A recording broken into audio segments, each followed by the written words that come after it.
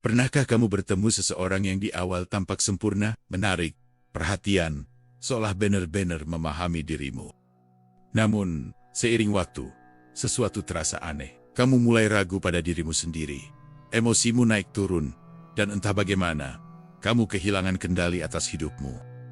Jika pernah, bisa jadi kamu telah bersinggungan dengan orang berkepribadian gelap.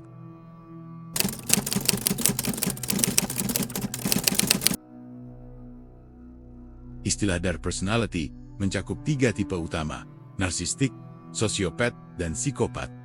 Narsistik haus akan pujian dan pengakuan. Mereka ingin selalu menjadi pusat perhatian, bahkan dengan mengorbankan orang lain. Sosiopat licik dan manipulatif. Mereka paham bagaimana membuat orang lain tunduk secara emosional. Psikopat paling berbahaya, dingin, tidak berperasaan, tapi sangat menawan di permukaan.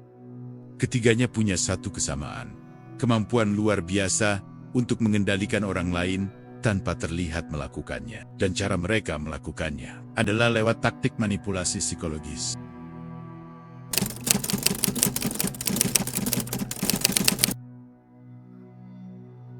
Gaslighting, seni membuatmu meragukan dirimu sendiri. Bayangkan kamu yakin telah melihat pesan tertentu, tapi seseorang berkata, itu tidak pernah terjadi. Kamu mencoba meyakinkan diri, tapi lama-lama mulai ragu. Apakah aku salah ingat? Apakah aku gila? Itulah gaslighting. Taktik ini membuat korban meragukan ingatannya sendiri, menjadikan pelaku sumber kebenaran tunggal. Mereka akan memutarbalikkan fakta, mengubah cerita, dan mengulang kebohongan dengan yakin, hingga realita mereka terasa lebih nyata dari realita kamu sendiri. Korban gaslighting biasanya mulai kehilangan identitas, merasa bodoh, dan takut untuk berdebat. Karena setiap kali mencoba melawan, pelaku akan membuatnya tampak salah. Love bombing, cinta yang terlalu indah untuk jadi nyata. Awalnya, mereka tampak sempurna, mengirimu pesan tiap pagi, menatapmu seolah kamu satu-satunya orang di dunia. Mereka memberimu perhatian yang luar biasa. Tapi, semua itu bukan cinta, it's a strategy. Begitu kamu merasa nyaman, mereka mulai menarik perhatian itu perlahan. Kamu bingung? Kamu mulai mengejar mereka, ingin kembali ke masa indah itu. Dan disitulah kontrol dimulai. Pelaku kini tahu bahwa kamu akan berjuang untuk mempertahankan hubungan, karena kamu kecanduan pada fase cinta palsu yang mereka ciptakan di awal. Triangulasi, permainan segitiga yang memecah. Sosiopat sangat pintar menggunakan orang ketiga untuk mengacaukan emosi. Mereka bisa berkata, temanku bilang, kamu berubah. Atau mantan aku nggak pernah begini. Tujuannya bukan sekadar menyakiti, tapi menciptakan persaingan dan kebingungan. Kamu akan berusaha keras untuk menang di mata mereka, dan mereka menikmati kekuasaan itu. Triangulasi membuat korban saling curiga satu sama lain, dan hanya pelaku yang tampak tenang di tengah kekacauan yang mereka ciptakan. Proyeksi, menuduhmu melakukan apa yang mereka lakukan. Ketika seorang manipulatif berbohong, mereka menuduhmu pembohong. Ketika mereka selingkuh, mereka menuduhmu tidak setia. Dan ironisnya, tuduhan itu sering disampaikan dengan emosi yang kuat, hingga kamu merasa bersalah, meski sebenarnya tidak salah. Inilah proyeksi, cara pelaku melempar rasa bersalah ke orang lain, supaya mereka bisa merasa bersih. Dan semakin kamu membela diri, semakin mereka yakin kamu bersalah. Guilt tripping, memperalat rasa bersalahmu. Kalau kamu benar-benar sayang, kamu pasti bantu aku. Kamu tega ninggalin aku pas aku lagi butuh. Kedengarannya emosional, tapi sebenarnya manipulatif. Pelaku tahu kamu orang baik, jadi mereka memakai rasa bersalahmu untuk mengontrol. Kamu akan terus menuruti mereka demi menghindari konflik, dan mereka tahu itu. Silent treatment, diam yang menyiksa. Ada hukuman yang tidak butuh kata-kata. Keheningan, mereka berhenti bicara, berhenti membalas pesan, membuatmu panik, bertanya-tanya apa yang salah. Itu bukan diam karena marah, tapi diam untuk menghukum dan mengontrol. Kamu akhirnya minta maaf, bahkan tanpa tahu kesalahanmu. Dan saat kamu mulai patuh, barulah mereka mengampuni. Itulah bentuk kekuasaan paling halus, membuatmu takut kehilangan perhatian mereka. Minimisasi dan denial, menghapus jejak kesalahan. Ketika kamu menegur mereka, mereka akan berkata, kamu lebay banget. Ah, itu cuma bercanda. Atau bahkan, kamu salah tangkap.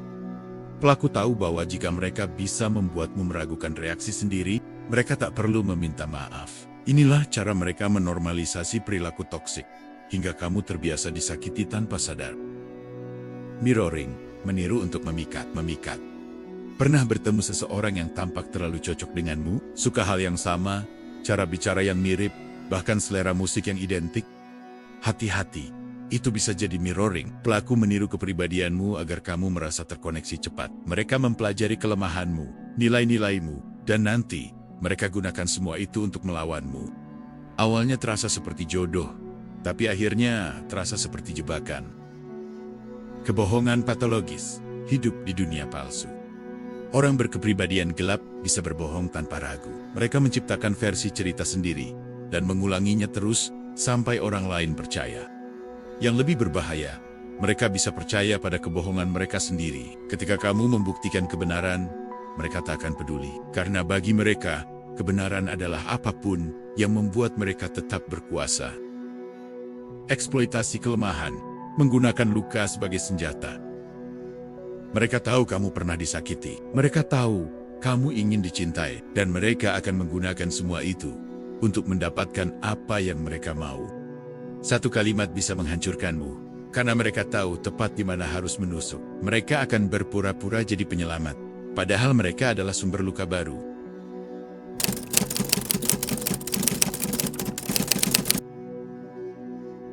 Setiap korban mengalami cerita yang berbeda.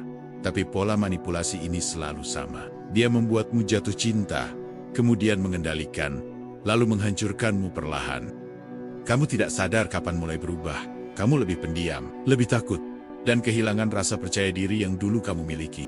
Namun, yang perlu kamu tahu adalah, semua itu bukan salahmu. Kamu hanya jadi sasaran dari orang yang paham cara memainkan emosi manusia.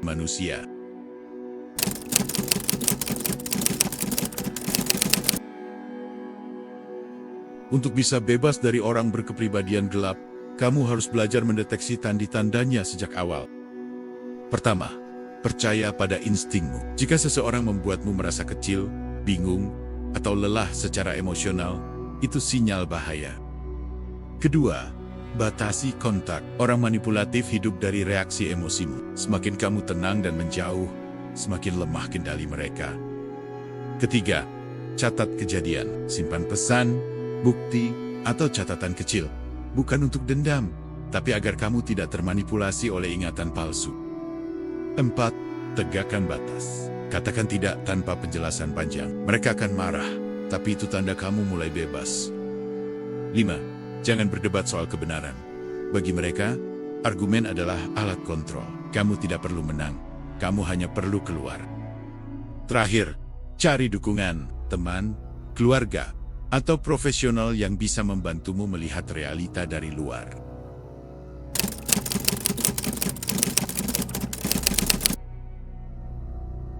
Manipulasi hanya bekerja saat kamu tidak sadar sedang dimanipulasi. Begitu kamu tahu polanya, kekuatan mereka hilang. Kamu bisa membangun kembali kepercayaan diri. Kamu bisa belajar membedakan cinta sejati dan kontrol. Dan yang paling penting, kamu bisa memaafkan dirimu karena pernah tertipu oleh pesona yang beracun. Di dunia yang semakin dipenuhi topeng dan citra palsu, mengetahui cara berpikir orang berkepribadian gelap bukan hanya penting, tapi karena terkadang musuh terbesar bukan yang datang dengan amarah, melainkan yang datang dengan senyum lembut dan kata-kata manis. Jadi, lindungi dirimu, jaga batasanmu, dan jangan pernah biarkan siapapun membuatmu meragukan nilai dirimu sendiri. Jika kamu suka video seperti ini, jangan lupa klik like, subscribe, dan nyalakan lonceng notifikasi.